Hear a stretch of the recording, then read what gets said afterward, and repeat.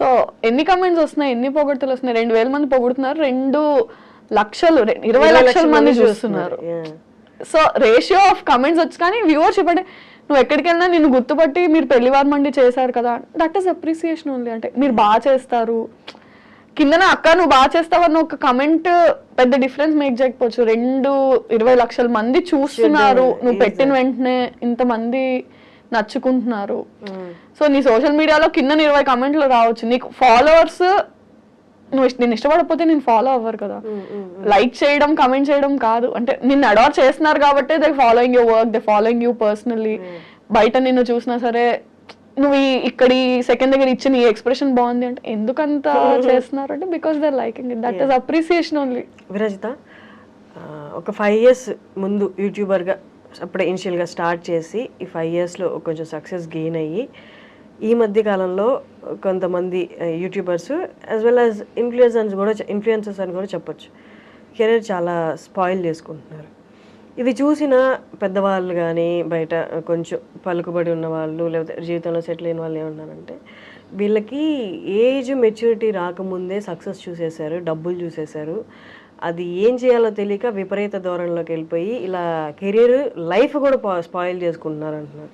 But at the same time సక్సెస్ఫుల్గా వెళ్ళే వాళ్ళు కూడా ఉన్నారు. బట్ ఈ రేషియో ఎక్కువగా అనిపిస్తుంది. What is your take or your comment on that? ఏమంటే that's a very individualistic thing. అంటే we can't pass a comment on that because మారుతారు కదా. అంటే 10 years బ్యాక్ ఇండస్ట్రీ ఉన్నట్టు ఇప్పుడు ఇండస్ట్రీ లేదు, 20 years తర్వాత ఇలా ఉండదు. సో స్పాయిల్ చేసుకుంటున్నారు, పతనం అయిపోతున్నారా అన్నది అంటే దాని ఆఫ్టర్ ఎఫెక్ట్స్ ఎవరికి ఇమీడియట్గా దేని ఆఫ్టర్ ఎఫెక్ట్స్ తెలియవు. ఇట్ హ్యాపెండ్ అంటే అది that's a very personal thing and individualistic thing. ఎవరు కావాలని కెరియర్ స్పాయిల్ చేసుకోవాలి అనుకోరు. ఎక్కడో చేసిన ఒక యాక్ట్ అది పైలప్ అయ్యి అండ్ సమ్హౌ బర్స్ట్ అయిపోతుంది మీడియాకి వచ్చేసరికి. అది చిన్నది కూడా భూతద్దం అయిపోయి పోర్ట్రే అవుతుందో మరి that's intentional or unintentional coming out. And maybe public కూడా ఎక్కువ అటాచ్ అయిపోవడం వల్ల వాళ్ళు ఎవరినైతే అభిమానిస్తారో వాళ్ళ మీద చిన్న ఇది వచ్చినా సరే దాన్ని వాళ్ళు తీసుకోలేక బ్యాక్ లాష్ అవ్వడం.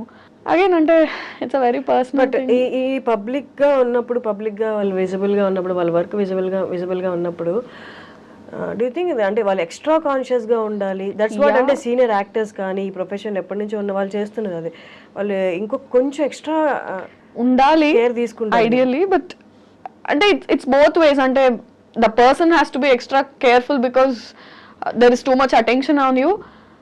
అండ్ అదర్వైజ్ ఆల్సో చిన్న ఇష్యూస్ని కూడా because they are celebrities or because they are public figures అది ఎక్కువ పోర్ట్రే అవ్వడం. అంటే ఇట్స్ నార్మల్. అంటే నువ్వు నడుస్తూ ఒక దగ్గర ఒక మెట్టు స్లిప్ అయి పడిపోయావు అంటే ఒక మామూలు మనిషి పడిపోతే అక్కడ గతుకుంది, మెట్టు స్లిప్ అయి ఒక సెలబ్రిటీ పడిపోతే ఆ గట్టులో వీళ్ళు నిర్లక్ష్యంగా నడిచారు. I mean it's towards human. అంటే కాలు స్లిప్ అయి పడ్డారు అంటే ఏ మనిషి అయినా స్లిప్ అయి పడే ఛాన్స్ ఉంది. దాన్ని పబ్లిక్ ఫిగర్కి వచ్చినప్పుడు ఎక్కువ పోర్ట్రే చేస్తారు. నార్మల్ పర్సన్ అనేసరికి ఇట్స్ ఓకే, ఇట్స్ ఫైన్ అన్నట్టు ట్రీట్ చేస్తారు. Yeah, they have to be extra conscious and I think the people in media also have to little chill down. I mean, వాళ్ళు మనుషులే కదా. కానీ మర్చిపోతున్నారు తప్పులు కూడా.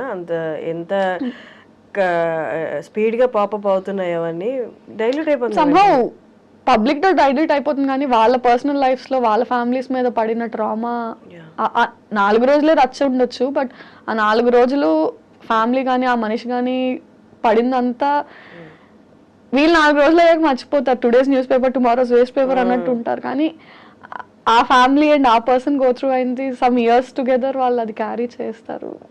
Somehow we forgot to be kind అనిపిస్తుంది నాకు. అదైతే అనిపిస్తుంది. అంటే ఇన్విజిబిలిటీ కదా కామెంట్స్ కానీ ఏదైనా అంటే ఐడెంటిటీ లేకుండా మాట్లాడేస్తున్నాం కానీ ఒక ఐడెంటిటీ ఉన్న మనిషి గురించి మాట్లాడుతున్నాం కదా, ద ఫర్గెటింగ్ ఇట్ అంతే. అది హక్ అనేసుకుంటున్నారు. ఏంటి ఫ్యూచర్ ప్లాన్స్ అండి? హౌ యూ వాంట్ టేక్ ఇక్కడ నుంచి ఎలా వెళ్దామని, where you want see yourself? So definitely the same field, pursuing acting. నాకు ఇంకేం రాదు. అంటే అఫ్ కోర్స్ చదువుకున్నాను, జాబ్ వస్తుంది, కానీ నేను అది చేయాలనుకోవట్లేదు కాబట్టి ఇటు వచ్చాను. And yeah, films is what I'm aiming at. 5 years down the lane అంటే కొంచెం ఇయర్ ప్రొడక్టివ్ గానే ఉంది. లాస్ట్ ఇయర్ కూడా ఇట్ వాస్ ప్రొడక్టివ్ ఎనఫ్, 2 సిరీస్లు హిట్ అండ్ ఆల్. సో కొంచెం హోప్ అయితే కనిపిస్తుంది. As long as somebody is not ready to stop me, I will go. Okay, మా అమ్మాయిలకి మేజర్గా వచ్చే క్వశ్చన్, ఈవెన్ ఐఎమ్ ఫేసింగ్, అందుకే ఈ క్వశ్చన్ అడుగుతున్నాను.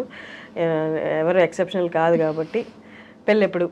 తొందరే ఉంది, చేసుకుందాం ఎప్పుడొకప్పుడు, తప్పదు. కానీ ఇంట్లో ప్రెషర్ లేదా? ఉంటుంది అంటే ఉంటుంది కదా, ఇంట్లో ప్రెషర్ ఉండకపోతే వాళ్ళు కాకపోతే ఇంకెవరు ప్రెషర్ పెడతారు. ఇప్పుడు ఫాలో అయ్యే వాళ్ళే అడుగుతున్నప్పుడు ఇంట్లో వాళ్ళు కన్నవాళ్ళు అడగకుండా ఉంటుంది. చేద్దాం అంటే ఈవెన్చువలీ జరగాల్సిందే. ఎన్నో రోజులు మనం కూడా దాటేయలేము, జరుగుతుంది.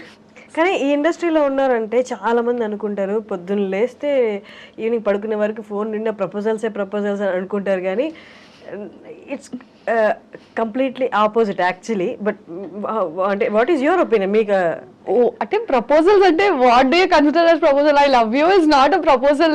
You see my content and say I love your content, I'm ready to marry. That's not a proposal. I mean that's not how you choose a person you want to stay with. Just because so and so person saw my content and said I like your content, I'm going to marry you. I don't know, దాన్ని మనం proposal లో consider చేయలేము కదా, చాలా aspects ఉంటాయి. But serious proposals ఇండస్ట్రీకి వచ్చాక ఉంటాయి. అది ఐ మీన్ అంటే అది కన్సిడర్ చేసే అంత పెద్దవి కాదు, ఇగ్నోర్ చేసే అంత చిన్నవి కాదు. బట్ అంటే మనకి ప్రపోజల్స్ కన్నా అరే కొంచెం ఆపర్చునిటీస్ ఏమైనా ఇప్పించవా, ఇవి నేను చూసుకుంటానులే, నాకు అది కావాలి, don't help me with this but help me with that. అంటే నీకు నేను కావాలని ఇది అడుగుతున్నా, నాకు అది కావాలి. సో కెరియర్ లో ఆపర్చునిటీస్ ఏమైనా ఉంటే ఇప్పించు అన్నట్టు. బట్ ఇక్కడ ఉన్నప్పుడు పర్సనల్ లైఫ్, రిలేషన్షిప్స్ అనేది కొంచెం ఇబ్బందిగా ఉంటాయి కదా. ఇప్పుడు ఎక్కడ లేచి పరిగెట్టాలి, ఎక్కడికి వెళ్ళాలి, ఏం చేయాలి, నెక్స్ట్ ఏంటనేది ప్రెషర్ ఎక్కువ ఉంటుంది. వాళ్ళకి అంత టైం ఇవ్వలేదు. ఇక్కడ ఉన్న ఫీల్డ్లో ఉన్న వాళ్ళకి రిలేషన్షిప్ మెయింటైనింగ్ చాలా కష్టం అవుతుంది. ఇప్పుడు అదే అంటారు కదా, అంటే ఇంకోటికైతే నువ్వు తీసుకొచ్చి ఎక్స్ప్లెయిన్ చేసి you have to make them understand my field is this. నువ్వు చెప్పడంలోనే నీకు సగం టైం అయిపోతుంది. I mean some days or years into marriage, it will take time for you to explain them that okay na field inta idi how ante దానికే time ఇచ్చుకుంటావా, దీనికే time ఇచ్చుకుంటావా. Maximum marriage అనే topic ని మనందరం push చేయడానికి reason ఏముంటుందంటే అర్థం చేసుకునే person is very important. అంటే ఆల్రెడీ అర్థం చేసుకోవడం ఇంకా కష్టం. అదే అంటే పాయింట్ ఏంటంటే నీకు ఆల్రెడీ నీ కెరియర్ వైజ్, నీ ఆపర్చునిటీస్ వైజ్ నీకు చాలా టెన్షన్స్, హజిల్స్ ఉంటాయి. At least marriage and relationship has to bring you peace. అక్కడ నువ్వు హాజిల్ చేసి ఎక్స్ప్లెయిన్ చేసుకుంటే, ఇక్కడ నువ్వు అంటే అరే ఎక్కడో దగ్గర కేవస్ లేకుండా పీస్ ఉండాలి కదా. మనం మాక్సిమం ఈ టాపిక్ ఎందుకు స్కిప్ చేయడానికి చూస్తాము అంటే, నువ్వు ఎవరికి ఇది ఇలా ఉంటుందని ఎక్స్ప్లెయిన్ చేయలేవు. ఇంట్లో వాళ్ళకే ఎక్స్ప్లెయిన్ చేయడానికి ఇన్నేళ్ళు పట్టింది. Again new person you have to explain all this. But ఎందుకులే అనిపించింది, కానీ తప్పదు.